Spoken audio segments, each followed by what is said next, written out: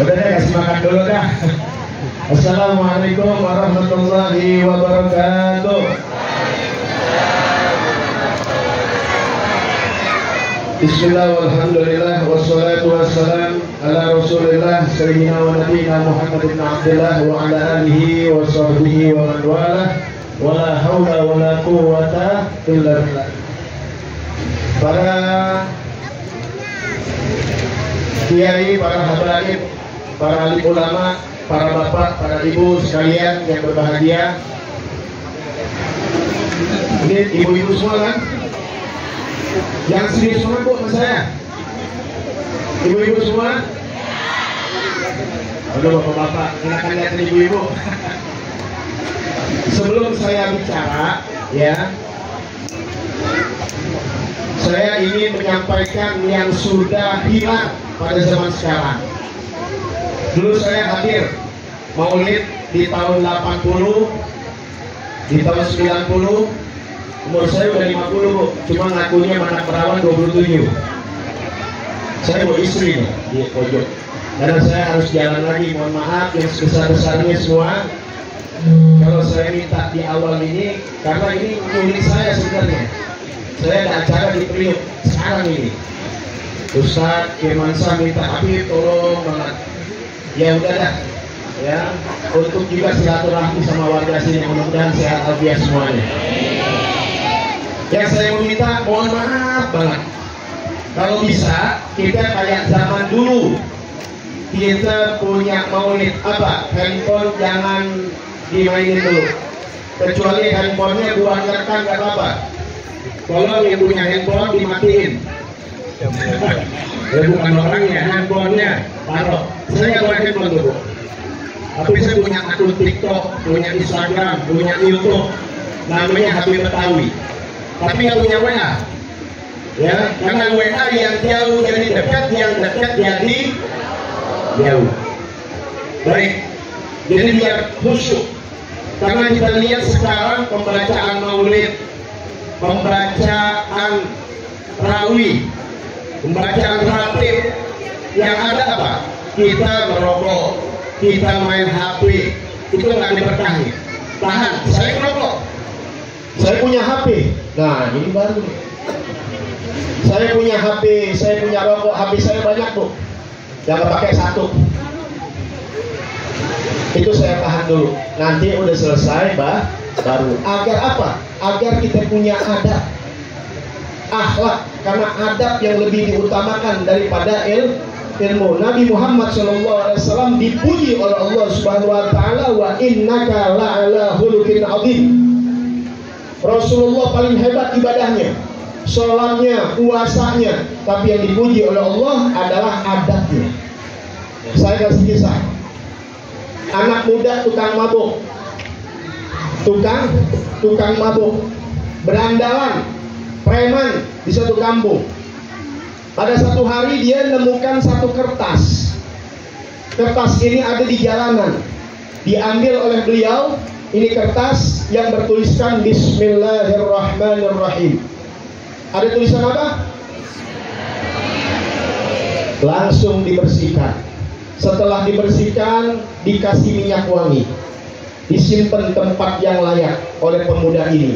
Dapat hidayah dari Allah Subhanahu Wa Taala. Dia bermimpi di waktu malam. Apa kata perkataan itu? Hai Bisir, kau telah mengharumkan namaku, maka aku harumkan namamu di dunia dan di akhirat. Pemuda itu bernama Bisir bin Haris. Dia tinggalkan semua kenikmatan dunia. Dia mulai nyeker. Jangankan duit, yang ada dia nggak pakai sendal, nyeker. Luar biasa ini anak muda yang tukang mabuk dapat hidayah menjadi zuhud, menjadi sufiah. Beliau dikenal dengan Bisir Al-Hafi.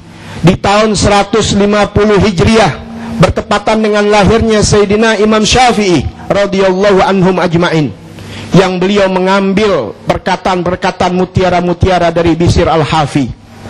Bayangin, seorang anak muda, seorang pemabuk bisa dapat hidayah dari Allah gara-gara menghormati, beradab kepada tulisan Bismillahirrahmanirrahim. Nah sekarang kita lihat banner-banner Di mana majlis-majlis, tolong kalau ada banner udah nggak dipakai, acara udah selesai, diturunin lagi.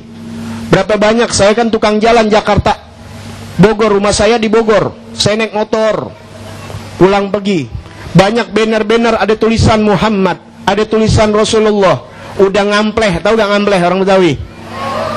Keinjak-injak, dosa tanggung jawab. Islam siarnya bukan gitu-gituan. Islam siarnya dengan akhlakul karimah yang mengikuti ajaran Rasulullah Sallallahu Alaihi Wasallam. Bukan pakai jaket, bukan. Itu simbolis aja. Bukan dari situ akhlak. Sebab kalian pakai jaket, punya gantungan kunci, ada Nabi Muhammad, ada nama Allah, dibawa masuk ke kamar mandi, hukumnya haram. Dalam ilmu fikih, nama Nabi, nama Allah dibawa ke kamar mandi, disebut nama Nabi Rasulullah, nama Allah disebut dalam kamar mandi, itu hukumnya haram, dosa. Kita baca bismillah, pahala, tapi ketika di dalam kamar mandi kita ucap bismillahirrahmanirrahim, hukumnya haram. Baju, kaos sekarang pakai gambar Habib Umar bin Hafiz, gambar Habib ini, kiai ini, lah jangan, kan digecek-gecek. Apalagi kalau nyucinya masih nginjek-nginjek begini. Itu diperhatikan. Undangan-undangan. Ya, saya dulu ngundang orang nikah 21 tahun yang lalu, saya nggak pakai tulisan bismillahirrahmanirrahim. Nggak usah, percuma, habis itu dibuang-buang. Kalau bisa ngejaganya, saya sering gunting, sering nemuin, simpen. Karena orang bisa jadi wali, dicintai Allah, bukan ibadah yang hebat-hebat, bukan ibadah mahdoh, tapi hal-hal yang dianggap kecil sama manusia, tapi dapat penghargaan dari Allah Subhanahu wa ta'ala. Makanya jangan gampang-gampangin dosa, gampang-gampangin yang berbuat zalim sama orang lain. Pakai motornya dibobok, lewat musola, lewat masjid, lewat nenek-nenek lagi sakit gigi, tuh nenek nyumpah anak setan, anak babi, anak bagong. Jadi tuh anak. Ibu, saya kasih kunci. Kalau ibu-ibu dalam rumah tangga banyak semrawut, kalau ibu-ibu punya laki tukang lawan sama ibu, punya laki berani sama ibu, kasar sama ibu, nggak usah nyalain orang, introspeksi diri. Dulu muda pernah durhaka sama orang tuanya. Percaya omongan saya. Yang bapak-bapak, kalau kalian punya istri durhaka ngelawan, kalian dulu pernah ngelawan sama orang tua. Itu janji Rasulullah SAW. Gak usah nyalin orang, yuk kita muhasabah. Saya muhasabah diri. No, saya punya istri, saya bawa no. Ibu boleh tanya, saya disuruh nikah lagi bu? Ada perempuan sini yang suruh nikah laginya? Itu saya bawa bu, demi Allah itu ada tuh. Di belakang, saya pakai mobil. Ibu bingung kan? Perasaan orang berbeda-beda bu. Ibu boleh kesel, istri saya kagak. Kok bisa begitu? Karena apa? Punya khidmat yang besar sama ibu dan bapak saya. Punya khidmat yang besar sama guru-guru. Allah kasih nanti istri kita khidmat kepada kita. Ngelawan sama bapak, ngelawan sama guru, ngelawan sama ibu. Itu nanti kita punya anak, kita punya istri bakal ngelawan sama kita. Kalau kita bikin pusing tetangga dengan tingkah laku kita, dengan motor kita, dengan keberisikan kita, jangan salahkan nanti ketika punya rumah tangga berisik kuping kita dengan anak dan istri kita. Wah, ngomong yang sembarangan dah. Ya. Al-jaza min jinsil amal. Balasan sesuai perbuatan. Bahkan ibu dengar ayatnya, wa may ya'mal misqala dzarratin. Oh, apa sekecil kita berbuat baik dibalas kebaikan. Kalau ibu rumah tangga mau duit datang, mau ini yang enak, mau ini balasan-balasan yang enak, berbuatlah yang sekecil apapun, apalagi lebih besar dari itu. Bapak-bapak, begitu juga. Kalau di rumah tangga kita banyak balasan sekecil apapun, apalagi gede, itu dari perbuatan kita. Siapa yang nanam jeruk asam, ketika berbuah pastikan akan asam. Paham ya? Jadi saya kasih tip yang nggak usah macem-macem, nggak usah begini, nggak usah begitu. Cukup kita jalanin kehidupan kita sebenar-benarnya, insya Allah diterima oleh Allah Subhanahu wa Ta'ala. Bu, ini datang maulid, alhamdulillah. Ngaji gak? Majlis taklim gak nih? Bener. Datang Ustadz Firmansyah, tanya Ustadz Ustadz,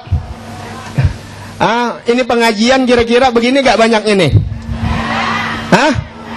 Maulid doang begini? Emang yakin Nabi terima? Makanya kita dibahas sama orang-orang yang anti maulid. Kita dibahas sama anti maulid. Saya nggak pernah mencela. Saya terima kasih sama orang-orang yang anti maulid. Alhamdulillah, introspeksi saya begitu, nggak pernah marah. Kenapa? Karena kita cuma meriah di maulid-maulid, tapi kita nggak meriah di majlis taklim. Majlis siapa? Majlisnya Rasulullah. Majlis taklim yang kita pelajarin itu majlisnya Rasulullah. Banyak orang Islam nggak ngerti masalah najis. Kalian sholat, kalau nggak benar soal najis, nggak diterima sama Allah. Syarat sah sholat, contohnya mesti tidak ada hadas kecil, hadas tidak boleh ada najis setitik pun. Sekarang istinja, tahu nggak? Kalau istinja nggak benar, badan kita masih ada najis. Anak kecil, anak kita lagi sholat nih, ibu-ibu pakai gendong anak, mau ikutin Rasulullah.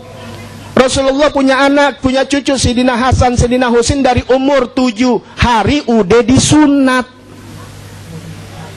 Di Hadramut sampai sekarang umur 7 hari udah disunat. Lah orang kita kan 7 tahun. Digendong umur 3 tahun, najis itu. Anak kita kulupnya kan belum sunat. Atau pakai pempes. Lah kita bawa gendong sholat, nggak sah hukumnya. Orang sekarang ngomong, soal sah nggak sah bukan urusan lu, urusan Tuhan. Lah benar, emang urusan Allah, diterima atau tidak. Tapinya ada syarat dan rukunnya. Contoh nih, kiblat ngadep mana kiblat? Kiblat al sono, ya. Sekarang saya sholat nggak ngadep kiblat, saya nggak sholat ngadep sono, sah gak? Tapi sholat saya benar. Wah, kayak orang punya duit 2 juta. Bismillahirrahmanirrahim. Sampai nangis-nangis. Selesai salam, assalamualaikum warahmatullah, assalamualaikum warahmatullah. Sah gak? Loh, kok bapak nentuin gak sah? Ya kan? Kalau orang sekarang jahil begitu. Itu satu contoh syarat sahnya sholat adalah menghadap kiblat. Ketika dia nggak menghadap kiblat, baru takbir udah nggak sah. Apalagi bisa selesai. Apalagi sampai selesai, takbir udah nggak sah. Begitu juga syarat sah sholat selain menghadap kiblat, suci dari hadas kecil, hadas besar, suci dari najis. Dan satu lagi, mengerti ilmu mana yang wajib dan yang sunnah. Selagi bapak nggak ngerti yang wajib dan yang sunnah, nggak tahu rukun-rukun sholat, termasuk ibu-ibu, maaf, sholat nggak pernah diterima oleh Allah Subhanahu wa Ta'ala. Allah sudah jamin, inna sholata tanha anil fahsyai. Sesungguhnya sholat itu mencegah dari perbuatan keji. Dan artinya kalau orang benar sholatnya diterima, nggak pernah gosip, nggak pernah dusta, nggak pernah maki-maki orang, nggak pernah nipu, apalagi korupsi. Yang salah apa? Dianya yang melakukan sholat salah. Sholat nggak salah. Allah yang janjikan sesungguhnya sholat itu mencegah dari perbuatan keji dan munkar. Sekarang nggak usah nyalain orang, introspeksi diri. Pernah nggak kita sehari aja nggak pernah maksiat sama Allah? Pernah nggak? Nggak berbuat keji dan munkar? Nggak pernah, pasti kita buat maksiat. Satu contoh, lihat betis, jangankan betis, kaki perempuan hukumnya haram. Karena perempuan yang boleh terlihat hanya muka dan telapak tangan seperti orang sholat. Jadi kalau ibu-ibu kesini nggak pakai kaos kaki, itu maaf nih, saya bicara apa adanya, ya, itu haram. Bapak-bapak ngasih ngunjuk, ntar istrinya masuk neraka, bapak yang dihujat di sisi Allah Subhanahu wa Ta'ala. Lah, jadi mudah-mudahan besok pakai kaos kaki. Tapi ingat, saya bicara yang hak, tapi jangan pernah memponis orang masuk neraka. Mulut jangankan ibu-ibu, ada perempuan malam pakaiannya begitu pelacur, saya nggak bilang dia ahli neraka, nggak pernah. Bisa jadi dia ahli surga, lebih tinggi kedudukannya sama kita. Itu namanya belajar ilmu tasawuf. Kalau belajar ilmu fikih, yang halal, yang haram, yang hak, yang batil, harus dikatakan. Tapi dalam ilmu tasawuf jangan lantas kita mengkafirkan orang. Kenapa? Bisa jadi nanti dapat hidayah dia jadi ahli sorga. Ya, paham ya? Ya, mudah-mudahan kita semua dapat taufik hidayah dari Allah Subhanahu wa taala. Jadi intinya gara-gara sholat bukan dapat taufik hidayah, dapat laknat. Sering dengar ayatnya fawailul lil. Jangan diputus. Kalau diputus nggak ada yang sholat nih. Celaka orang-orang yang sholat. Datang mubalik, bapak-bapak, ibu-ibu sekalian. Besok jangan sholat lagi. Percuma sholat kalau kita masih jelek perbuatan kita. Yang penting nyumbang anak yatim. Yang penting kasih orang makan. Yang penting bisa haji, bisa umrohkan orang. Nggak usah sholat. Apalagi ada ayatnya. Fawailul. Neraka wail.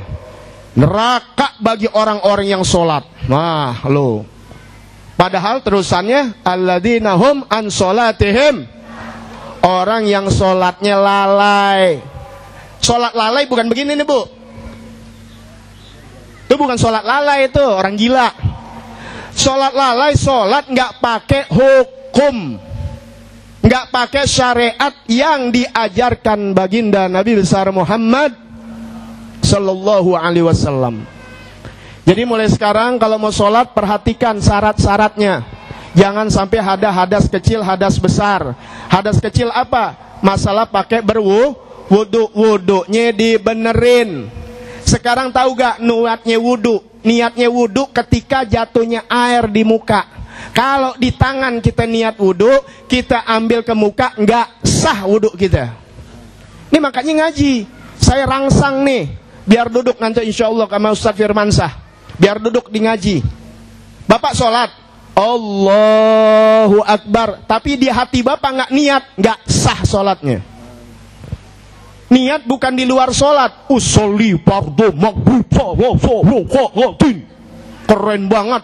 Kemudian Allahu Akbar, nggak sah. Kenapa? Ketika dia Allahu Akbar, hatinya nggak masuk. Usolli fardhol maghrib. Usolli fardhol, biar tahu niat sholat itu di hati ketika Allahu. Niatnya wudu ketika jatuhnya air di muka, nawaitu toharota lissolah, sah. Tapi kalau di tangan dia niatnya nggak sah. Nah, gara-gara itu jadi nggak sah sholat kita. Kalau sholatnya nggak sah, hubungan dia jelek sama Allah. Pantas kalau kehidupan kita tiap hari jelek, nggak ada habis-habisnya. Rezeki seret dan sebagainya. Padahal kita udah duduk di majlis taklim, kita udah duduk di majlis maulid, udah dengerin ceramah, nasihat, zikir sampai doer mulut kita. Kok begini-begini aja kehidupan kita? Introspeksi, bagaimana hubungan kita sama Allah? Bener apa belum? Itu udah dulu. Makanya duduk di majlis Nih kata guru saya nih, ini peringatan maulid untuk mengenang Nabi Muhammad SAW agar kita rajin ke majelis ilmu. Majelis maulid ini nih, ya, kalian hadir tapi nggak hadir di majelis ilmu. Ibarat orang nggak pernah mandi, dandan cuma pakai minyak wangi. Karena di maulid besar sekarang ya, alhamdulillah, Kuitang, Al-Hawi, kiai ini, tahu gak? Mereka bikin tiap tahun gunanya untuk silaturahmi di antara ustadz-ustadz dan guru. Kenapa? Karena hari-hari biasa mereka sibuk dengan ngajar. Ustadz Firmansyah sibuk ngajar, saya sibuk ngajar. Kalau dulu Habib Ali Kuitang sibuk. Mereka nggak bisa ketemu. Maka tiap tahun mereka bikin peringatan maulid. Satu, gembira dengan datangnya Nabi Muhammad SAW. Kedua, saling silaturahmi. Selebihnya mereka aktivitas lagi di majelis ilmu. Ini kan sekarang kagak. Maulid tiap minggu, tapi nggak pernah bahas masalah air, nggak pernah bahas di dalam fikih masalah istinja. Di dalam ilmu tasawuf nggak pernah diajarkan bagaimana adab sama orang tua, adab kepada guru, bagaimana menghadapi istri, bagaimana sama suami. Suami sering kasar sama istri, majlis taklim jalan, tapi sering gampar istri. Ada nggak yang begitu? No, tanya istri saya, nggak pernah saya gampar. Saya gamparnya pakai bibir. Pengecut orang laki yang suka gampar perempuan. Karena baginda Nabi besar Muhammad sallallahu alaihi wasallam nggak pernah, bahkan manggil istrinya dengan kata-kata ya Humairah, wah yang pipi-pipinya kemerahan. Iya salah. Ibu nih kalau dipuji mulu laki umur 40 kayak umur 20. Tapi sayang karena berantem mulu udah gemuk, dipanggilnya gemblong. Hitam. Pantas umur 30 jadi kayak nenek-nenek jadinya. Begitu juga seorang istri, bagaimana seorang istri bisa menggembirakan suaminya. Saya nggak cerita panjang lebar ya. Intinya saya ingin, yuk kita duduk hadir di majelis ilmu. Ini ada Ustadz Firmansah, mudah-mudahan kita hadir di majelis ilmu. Beliau saya suka lihat di IG-nya, ngajar fikih, ngajar tauhid, ngajar ilmu tasawuf. Ini 3 rangkaian. Arkanuddin, rukun agama, iman, Islam, dan imannya ilmu tauhid, Islamnya ilmu fikih, ihsannya ilmu tasawuf. Kalau 3 ini dipelajarin benar, berarti ibu rukun agamanya benar, berarti Islamnya benar. Karena KTP-nya doang Islam, tapi kita belum dianggap beragama. Orang yang beragama itu Islam mempelajari ilmu iman, Islam, dan ihsan yang Rasulullah belajar langsung dengan malaikat Jibril alaihissalam. Mudah-mudahan Allah subhanahu wa ta'ala memberikan kita taufik dan hidayah. Mau duduk di majelis sempatkan waktu kita. Kalau kagak kita mau duduk di majelis ilmu, maka kita manusia yang paling rugi nanti di hari kiamat. Asyadun nas hasratan yaumal qiyamah rajulun amkanahu thalabul ilm lam yatlubhu. Manusia yang paling rugi di hari kiamat adalah seseorang yang dikasih kesempatan waktu untuk duduk di majelis ilmu, tapi dia nggak duduk nuntut ilmu agama. Dia sibuk dengan kerjanya, dia sibuk dengan segala macam aktivitasnya, dia nggak mau duduk di majelis ilmu. Maka nanti di yaumil qiyamah dia makhluk yang paling merugi di hadapan Allah subhanahu wa ta'ala. Mudah-mudahan Allah subhanahu wa ta'ala juga memberikan kedua orang tua kita panjang umur, sehat afiat. Yang telah meninggal dunia, mudah-mudahan dilapangkan kuburnya, terutama kepada almarhum Bapak Muhammad Hanafi, ya, yang beliau mendidik anaknya. Dengan begini mudah-mudahan bapaknya selalu mengalir pahala dari Allah subhanahu wa ta'ala. Juga bapak-bapak sekalian, mudah-mudahan hajatnya yang mau pergi haji, yang belum umroh, yang belum haji, mudah-mudahan dihajikan oleh Allah subhanahu wa ta'ala, diumrohkan oleh Allah subhanahu wa ta'ala, dan insya Allah dimatikan kita semua dalam keadaan husnul khotimah. Dan mohon maaf, habis ini saya langsung berjalan lagi ke Tanjung Priok, terutama kepada guru-guru. Saya nggak bisa ini lagi, duduk-duduk lagi, langsung berangkat. Itu aja. Afwan minkum, wassalamualaikum warahmatullahi wabarakatuh.